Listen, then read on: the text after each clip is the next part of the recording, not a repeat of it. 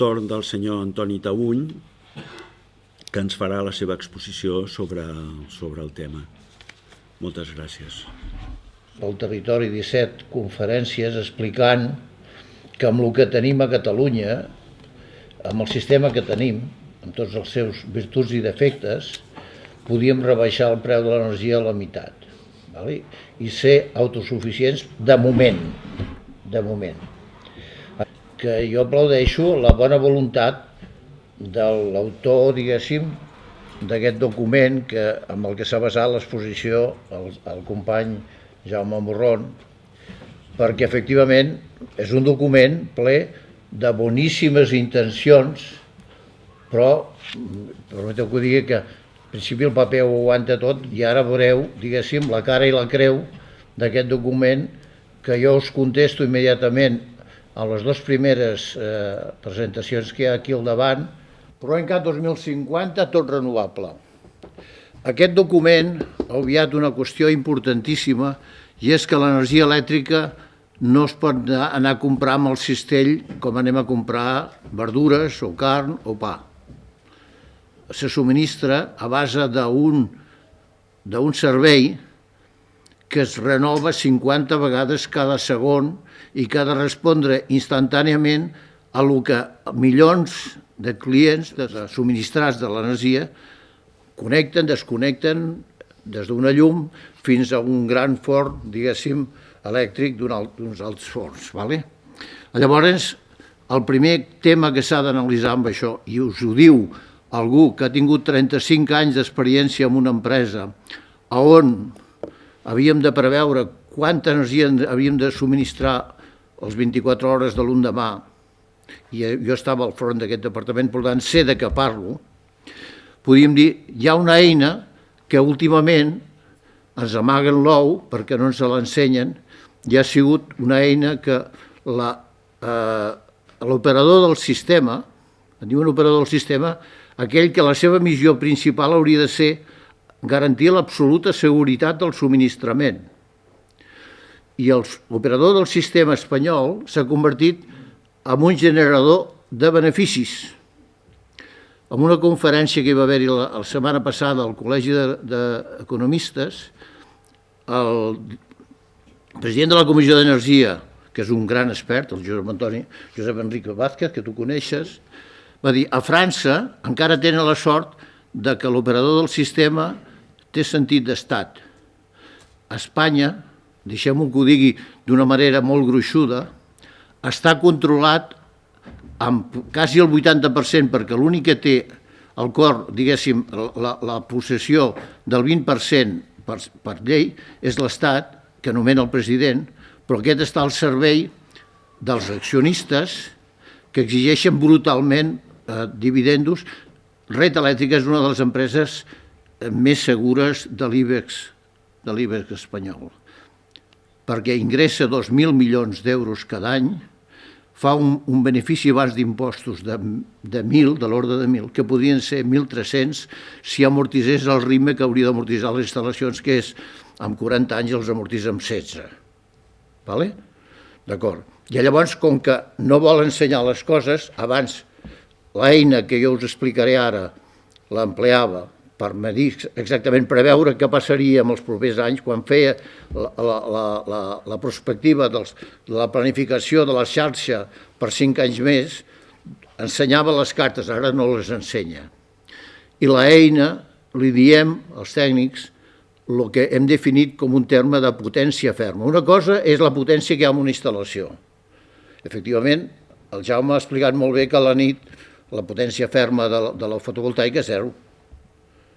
I quan hi ha anticicló, la potència efectiva de l'eòlica és 0. I això passa que, en promig, l'eòlica està des de 2.500, jo li pregunto a ell, i què ens espera el futur? Potser 3.000 hores a l'any, que en té 8.760. I la fotovoltaica 1.500, 1.600. I no s'ha fet la fotovoltaica pitjor d'Espanya, s'ha fet la millor. O sigui que quan fem aquests grans desplegaments d'això, segurament, no sé, si tecnològicament millora el rendiment de les plaques, segurament podrà ser una mica millor. Bé, doncs quan el PROENCAT, que ell ha mencionat, jo n'analitzo amb aquest barret, em trobo que la potència ferma que diu la projecció del PROENCAT 2050, suposo que només per això se m'ha quedat perquè he tingut de canviar la placa aquest matí, les renovables que tenen instal·lats 61.000 megawatts, em sembla que la xifra està bé, no, Jaume? Aporta potència ferma 3.000, el magatzemament previst allà, aquí està equivocat, aquí està posat 7.000 i són 7 per 8, 5.000 i pico, és igual. I la demanda 18.000, que ho diu el PROENCAT, ¿vale? Per tant, ens en falten 10.000. Això vol dir que les bateries que tu has lluat molt bé, Jaume, que necessitem per fer això, hauríem de posar-ne en servei. Fins d'aquí a 10 anys no en tindrem cap, perquè després us explicaré. Mireu, aquí hi ha un fulletó, vale? Que per correu electrònic us puc fer arribar això. Jo sóc l'autor d'un bombeig que no és Catalunya, però serveix a Catalunya, que és Moralets, que és el meu poble, on l'any 68 vaig fer l'estudi de viabilitat d'aquest bombeig, dimensionar-lo per 600 megawatts, el 68, i es va construir del 80 al 86 amb 200. I ara la seva concessió administrativa, que va ser atorgada a l'ampliació 600 que havia previsió a l'any 2010, es va començar, es va aturar, i fa 3 anys l'administració li ha dit a Endesa: si en 3 anys no me'l poses en servei, t'ho traiem tot. I això vol dir que aquesta presa, mega presa que tenim aquí, i aquesta presa que tenim aquí, la de dalt i la de baix, que són dos grans embalsaments, que si aneu a la Vall d'Aran heu de passar per allà forçosament, els perdrà. Aquest projecte que vaig fer el 68, actualment l'estic dimensionant per 4.000. Ho heu sentit bé? Que es convertiria en la central hidràulica més gran del món. Que ens serviria de conya per què? Perquè està connectada a l'Aragó, està connectada a Espanya, i jo proposo que la connectem amb França, i està escrit en el llibre del senyor Tremosa, a través del túnel de Vell de la Vall d'Aran de Viella abandonat, i pot passar perfectament, sense molestar ningú, d'acord? I com que Aragó, aquestes importacions que el PROENCAT diu que s'han de fer, podrien venir per aquí, emmagatzemar-se'n aquí, tant a servei d'Aragó com de Catalunya. O sigui, no és una cosa que digui només beneficiaria Catalunya, beneficiaria Catalunya i Aragó. I jo dic, amb aquesta diapositiva, hauríem de construir tot aquest garbuix de bombejos, impossibles, cronològicament, amb aquesta velocitat. Ja dic que és impossible. Jo dic per experiència pròpia perquè he viscut la construcció d'un d'aquests i sé el que suposa, diguéssim, fer tot això. No és com muntar, diguéssim, els aerogeneradors depenen del fabricant, perquè el muntatge, quan costa muntar un gran generador? 6 mesos? 3 el tens fet. Amb 3 el tens fet. Amb 3, vale. I un parc fotovoltaic de 5 megawatts, quan? De quan? De 5? De 5. 2 mesos. 2 mesos. Un bombeig, menys de 10 anys, res. D'acord? O sigui, jo dic, amb el PROENCAT i la proposta d'energies renovables d'això, impossible que siguem autosuficients. Descartat totalment. Anem a la següent.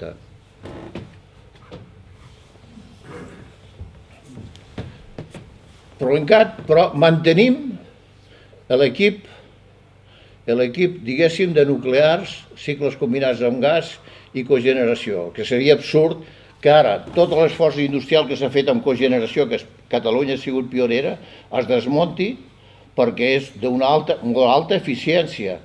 És a dir, una central de gas, la primera que vam fer nosaltres al Besòs, que jo vaig participar en l'obra, tenia un rendiment del 33%. La cogeneració, perquè ser homologada, té que tenir un 60%. Si aneu a Besalú, us trobareu amb una cogeneració de la paperera del Joan Vila que té una eficiència del 85%. O sigui que tot el que crema ho aprofita. no es pot desmuntar perquè la viabilitat d'aquella indústria, si li treus la cogeneració, s'anirà a fent oris. Vale? Molt bé, d'acord. Mantenim. Jo no dic que sigui partidari de mantenir-ho, jo dic que si mantenim això, mantenim aquest equip, només necessitem fer un bombeig addicional de 3.600 d'aquí al 2050. Queda contestat. És a dir, la meva d'això és, si mantenim l'equip aquest, podem ser autosuficients i incrementem les emissions directes del sistema elèctric de 5.000 a 11.000 tones de CO2, perquè els cicles combinats és l'únic backup que pot permetre integrar, diguéssim, l'eòlica. La fotovoltaica s'integra molt bé amb el bombeig, perquè cada dia hi ha fotovoltaica, i llavors amb bombejos diaris pugem i després us explicaré el que és un bombeig, no? Que m'ho demana l'Oriol, jo crec que val la pena que sapigueu exactament en què consisteix això. És un gran magatzem, és una gran bateria que, permeteu-me que digui, que reciclem la mateixa aigua, no en gastem gens, més que la que s'evapora, infinites vegades, que pot ser pujar i baixar inclús diverses vegades al dia, tots els dies. I els bombejos tindran més de 100 anys de vida, perquè qui vulgui veure una central hidràulica que té més de 100 anys vagi a l'Éssera i veurà que la central de Selva és meravellosa, és de museu, però funciona a tot i plen, d'acord? No caldrà renovar-la. Potser caldrà canviar un coixinet, canviar algun component, però no més, d'acord? O sigui, serem independents energèticament si podem mantenir i podem revertir el suposat acord entre el sector elèctric i la ministra aquesta tan simpàtica que has mencionat tu abans, la senyora Rivera, molt ben seguida ara fidelment per la Sara Llencén, la seva successora. El fons de la qüestió és que si jo sóc responsable d'una empresa elèctrica que tinc una central nuclear que puc produir a 60 euros al megawatt hora, que és un preu competitiu per la qualitat de l'energia que em dona, i em posen 36 o 30 i pico euros d'impostos, la converteixo en pèrdues per l'empresa i dic, bueno, doncs jo per què haig de suportar les pèrdues? La tanco. Per tant, estic d'acord amb tancar-la. Després, ja qui sigui responsable ja veurà què passa amb el servei. I passa amb el servei el que seria la primera diapositiva a Catalunya. Si tanquem, és impossible, diguéssim, mantenir la garantia del servei a Catalunya i fer el que diu el PROENCAT que cal fer, però que es quede curt perquè no fa prou magatzemament, perquè no considerat el coeficient per més de, diguéssim, potència ferma, i aquí està tot dit. Ara anem a veure, o sigui, des d'un punt de vista de generació, aviam, jo no és que vulgui corregir el que ens ha dit el Manel sobre el que depèn de nosaltres i el que depèn de Madrid. O sigui, aquí només som responsables en projectes de menys de 50 megawatts de generació, som els plats trencats de si falla el servei, els responsables, la Generalitat, la qualitat de servei depèn, i quan ha fet una llei 2 vegades, la primera li va impugnar FECSA i ens la van tombar, que la va fer en col·laboració de 2 companys, que els 2 ja, un se l'ha portat el Covid, que eren Vicenç Badia, molt company meu, i el Josep Maria Mies, d'acord. A la segona hi va participar el Col·legi d'Enginyers, que li va dir a l'Agustí Maura, llavors director general, escolta, noi, aviam, per complir aquest nivell de qualitat que vols marcar aquí, hi ha unes inversions que faran encarir molt la tarifa elèctrica. Per tant, molta més qualitat és desitjable, però a quin preu, no? Bé, d'acord, passem. Per tant,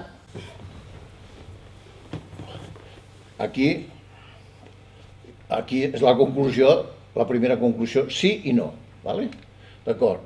Ara anem a veure aquesta xarxa que tenim, que ens estan dient que fa falta ampliar molt les línies, què hi cap a la xarxa catalana?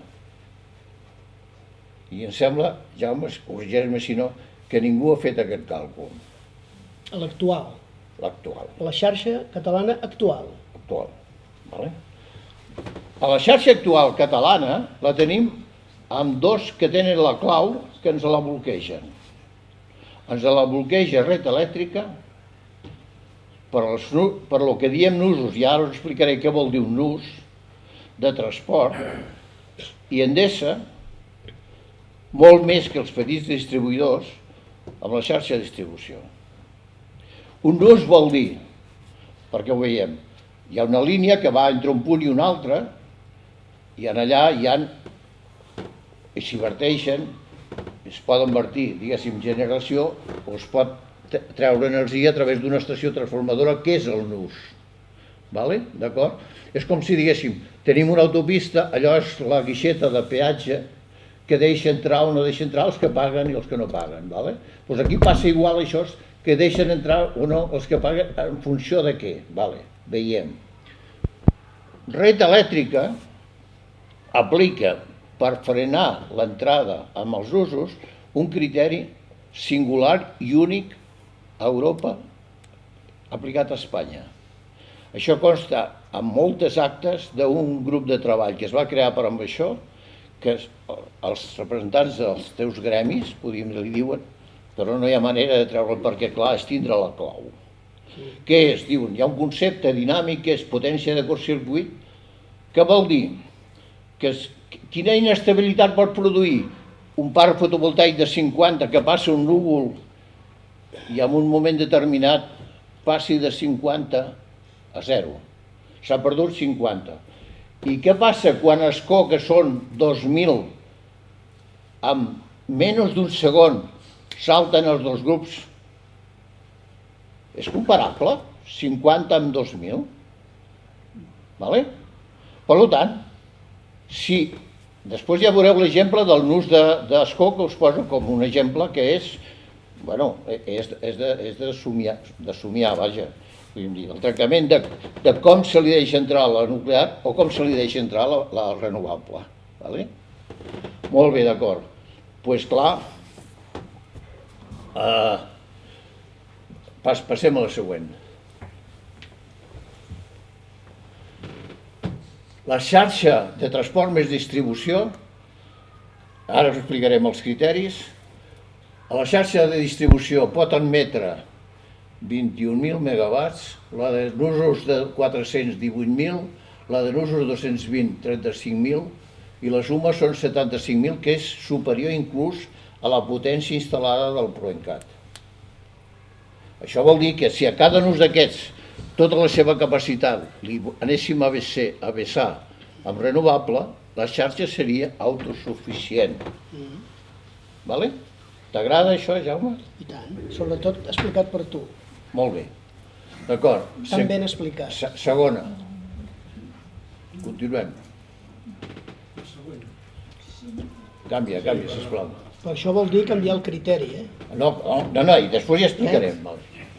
Després, el sistema que jo tinc pensat, en canvi, diguéssim, tenim unes interconnexions amb Aragó, sobretot, que pot ser un subministrador, i en França, que també ho és, de fet, moltes vegades exportem o importem, hauríem de passar dels 9.000 megawatts actual a 18 línies, 3 més en França, em plantejo 5 més en Aragó, i passar de 9 a 22.000, que superaria el criteri de la Unió Europea que diu que un estat necessita superar el 10% de la potència instal·lada, que seria, si són 70.000, són 7.000.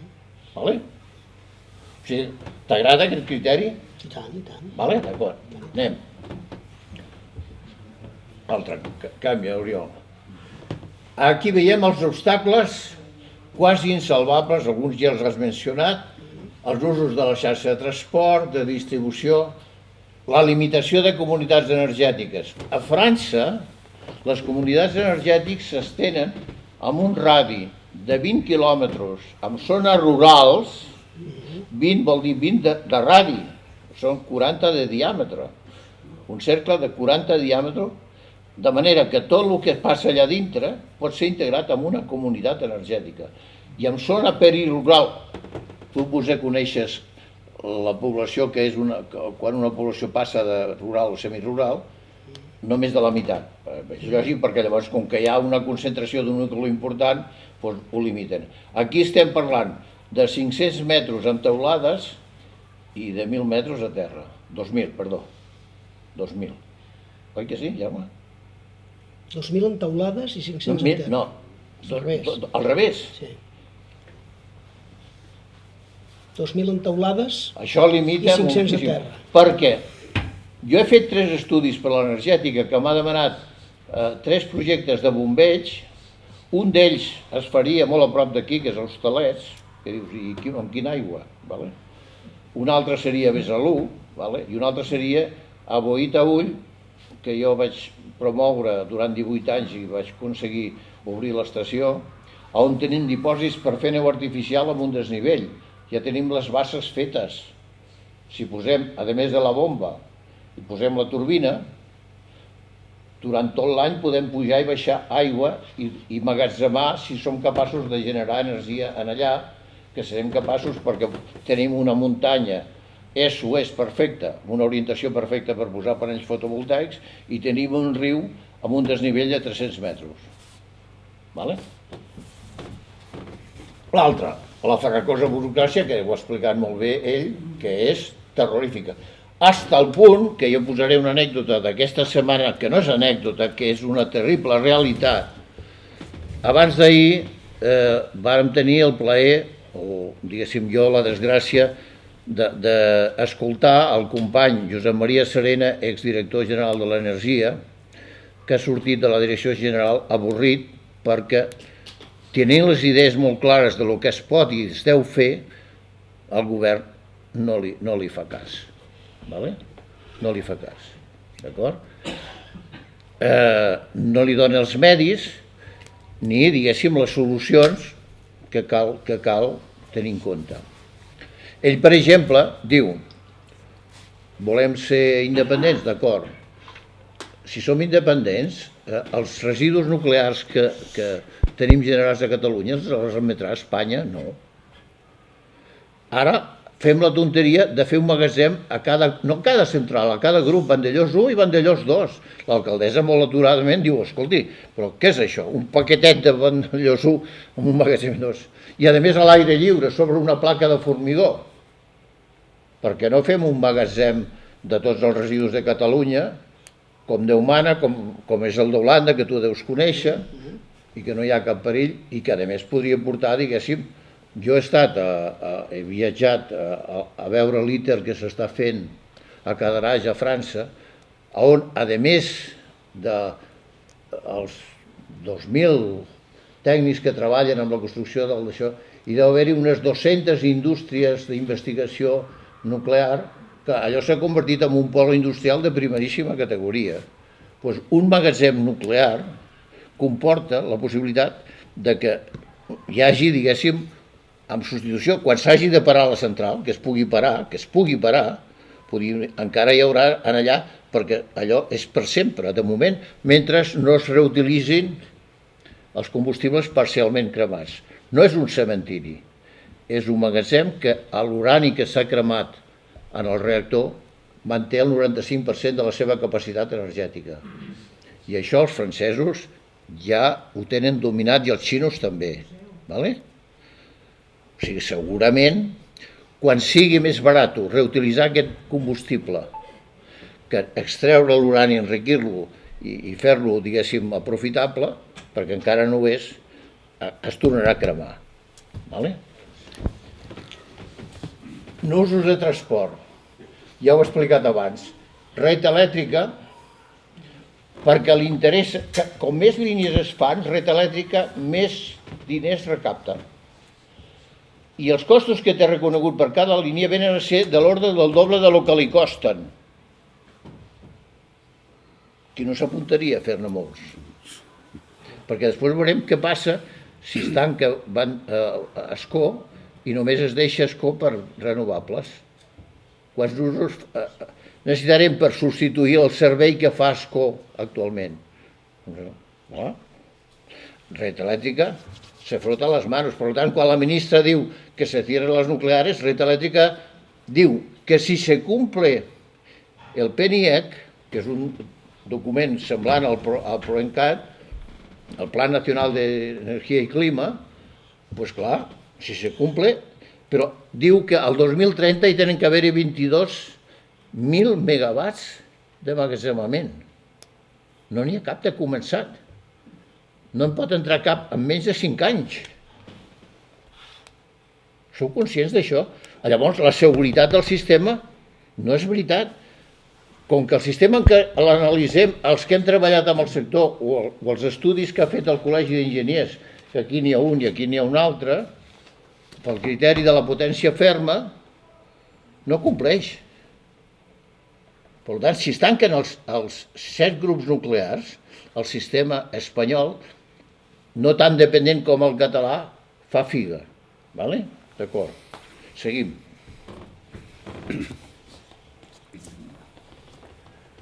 Exemple de del nus d'Ascó. La publicació que fa Red Elèctrica diu, i un llençol, que bueno, hi ha la rehòstia de subestacions. 3.800 megawatts. Ascó n'inverteix 2.000, 2.000 i escac.